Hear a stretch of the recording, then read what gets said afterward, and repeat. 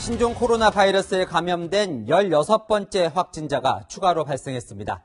42세 한국인 여성인데요. 지난달 19일 중국이 아닌 태국에서 입국하면서 16일간 의심을 받지 않고 자유롭게 다닌 데다 지난달 25일부터는 감염 증세로 열흘간 병원까지 드나들어 환자들 전염도 우려되는 상황입니다. 무엇보다 어디서 감염된 건지가 명확하지 않습니다. 첫 소식 공국진 기자입니다. 광역복 차림의 보건소 직원이 병원 곳곳을 소독합니다. 출입구는 굳게 닫혔고 임시 휴업을 알리는 안내문이 붙었습니다.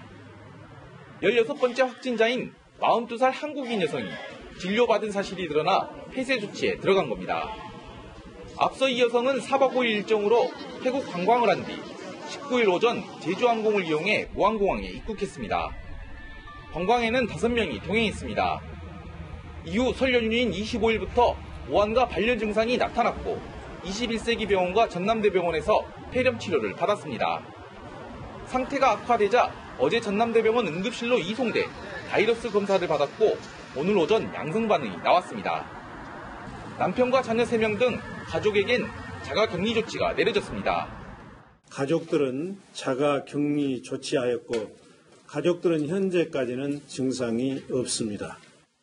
여성은 태국 방문객이어서 공항 검역에서 감시 대상이 아니었습니다. 중국 체류 경험이 없는 데다 과거 폐암을 앓았던 적이 있어 병원에서도 의심 환자로 분류하지 않았습니다. 이 때문에 여성은 격리될 때까지 16일간 지역사회에 무방비로 노출돼 추가 감염 우려도 커지고 있습니다. 일단 방역당국은 이 여성이 태국에서 감염됐다고 단정 지을 수 없다며 신중한 입장입니다. 역학조사를 통해서 누구와 현지에서 어떻게 접촉했고 조사를 해야만 감염 경로에 대한 거를 좀 판단할 수 있을 것 같습니다. 그래서 단지 태국이라고 특정하기는 현재로서는 어렵고. 보건당국은 여성의 동선과 접촉자 등 추가 정보가 나오는 대로 공개할 방침입니다. 채널A 뉴스 공국진입니다. 보신 것처럼 아직 16번째 확진자에 대한 정확한 정보가 없어서 광주 시민들의 불안이 더 큰데요. 황당하게도 시민들이 이 확진자에 대한 정보를 가장 빨리 접할 수 있었던 건 정부가 아니라 맘카페였습니다. 가족 신상까지 담긴 정부 문건이 유출됐다는데 이런 사고가 처음도 아닙니다. 계속해서 우현기 기자입니다. 광주 지역 맘카페에서 유포되고 있는 한 장짜리 보고서입니다.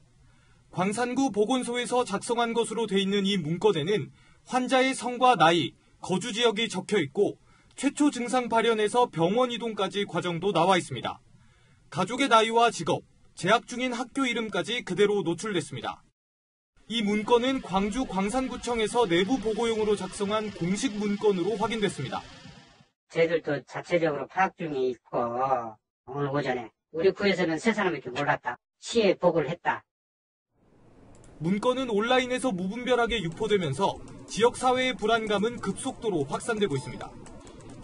확진자의 아들이 다닌다는 어린이집에는 학부모들의 문의가 쇄도하면서 업무가 마비됐습니다. 엄마들이라든가 겁나게 40대 부모님들까지 몇 동에 사냐고 물어보고 저기도 하고 지금 계속 전화가 오거든.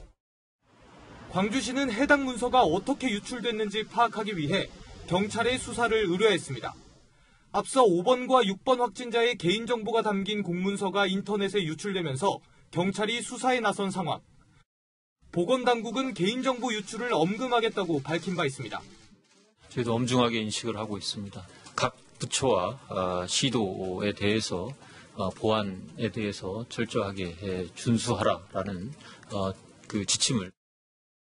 하지만 5일 만에 또다시 유출 사고가 벌어지면서 정부의 호언장담도 무색하게 됐습니다.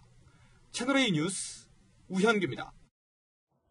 에이즈 치료제가 나름 효과를 보이고 있습니다.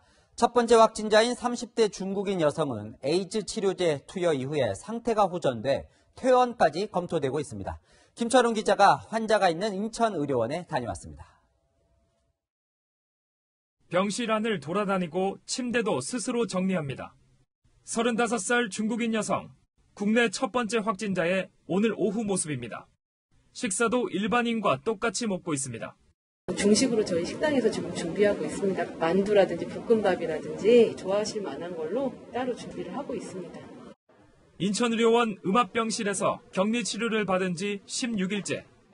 의료진과 의사소통은 스마트폰 통역 애플리케이션으로 해왔습니다. 환자분 크게 불편한 곳은 없다고 얘기하십니다. 환자분은 굉장히 의료에 협조적이었고 또 저희한테 많이 도움도 주시고. 어젯밤 신종 코로나 바이러스 검사에서도 두 차례 모두 음성이 나와 두 번째 확진자에 이어 퇴원이 검토되고 있습니다. 이 여성은 경미한 증상이 나타난 뒤 3일 만에 폐렴에 걸렸습니다.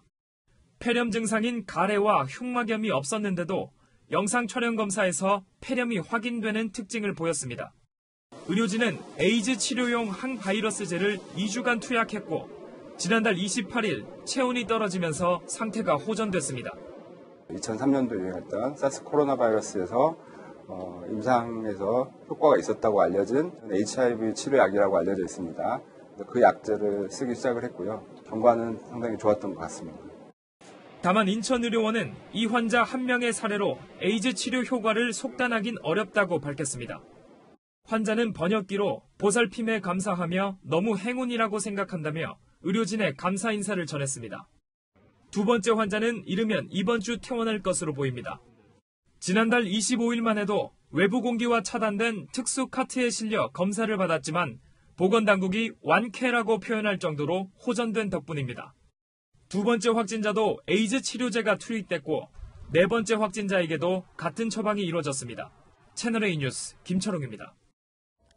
15명 확진자의 동선을 추적할수록 접촉자 수도 크게 늘어 1,300명을 넘었습니다.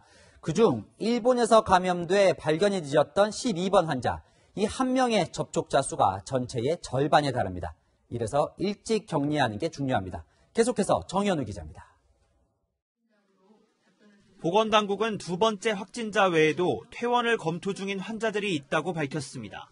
증상이 좋아지신 분들은 조금은 있는데 보수적으로 계속 상태를 보면서 판단을 전문가들이 같이 검토해서 판단을 할 예정입니다. 하지만 접촉자 수가 하루 만에 또다시 400명 넘게 늘어 긴장감은 계속되고 있습니다. 특히 일본에서 가이드로 일하다 귀국한 중국인 12번 확진자를 666명이 접촉한 것으로 밝혀졌습니다. 정밀 역학조사 결과 서울 중구 신라면세점, 경기 군포시 병원 등에서 접촉자가 급증했습니다. 10번 확진자가 거쳐간 경기 고양시 미용실과 서울 종로구 명륜교회도 접촉자 규모가 늘어 91명으로 집계됐습니다. 이처럼 역학조사가 추가로 진행되면서 접촉자가 어제 913명에서 오늘 1,318명으로 급증했습니다. 많이 증가하는 그 양상은 앞으로는 거의 없을 것 같고 작은 정도의 변동만 있을 것 같습니다. 보건당국은 오늘부터 모든 접촉자에 대한 자가격리에 들어갔습니다. 또 신속한 확진 판정을 위해 새로운 검사 키트를 지정 의료기관에 배포하고 있습니다. 기존 검사법은 24시간이 걸렸지만 새 키트는 6시간 안에 신종 코로나 바이러스를 진단할 수 있습니다. 채널A 뉴스 정현우입니다. 이 12번째 확진자, 중국인 남성과 접촉한 660여 명과 그 주변은 큰 불안에 휩싸여 있습니다. 서울 목동에 사는 한 학부모가 이 확진자 바로 옆자리에서 영화를 봤는데요. 그 자녀가 다니는 초등학교와 학원은 모두 휴업했습니다. 황수영 기자입니다. 굳게 닫힌 정문 너머에는 신종 코로나 바이러스 확산 예방을 위해 휴업한다는 안내판이 세워졌습니다. 화요일날에서 금요일까지 토요일날 만나서 이 초등학교에 자녀 2명이 재학 중인 학부모가 중국인 관광 가이드 12번째 확진자와 접촉한 것으로 확인됐기 때문입니다.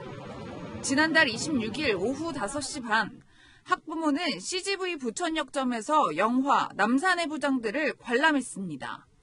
그런데 12번째 확진자가 학부모의 옆자리에 앉았던 겁니다.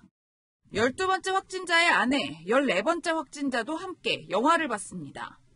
목은 초등학교뿐 아니라 학부모 자녀 2명이 다닌 목동 학원 4곳도 휴업에 들어갔습니다. 서울시 교육청도 목동 학원 48곳에 휴업을 권고했습니다. 공동체로 이렇게 활동하다 보니까 좀 더 꺼리는 것 같아요. 좀 더 두렵고 긴장해야 되겠다는 생각이 들었어요. 또 12번째 확진자가 지난달 22일과 23일에 서울과 강릉을 오가며 탔던 KTX 옆좌석 승객들도 비상이 걸렸습니다. 그 좌석 정보도 저희는 확인을 하였습니다. 12번째 확진자가 강릉 선크루즈 리조트에서 엘리베이터를 함께 탔던 육군 병사는 검사 결과 음성 판정을 받았습니다. 채널A 뉴스 황수연입니다.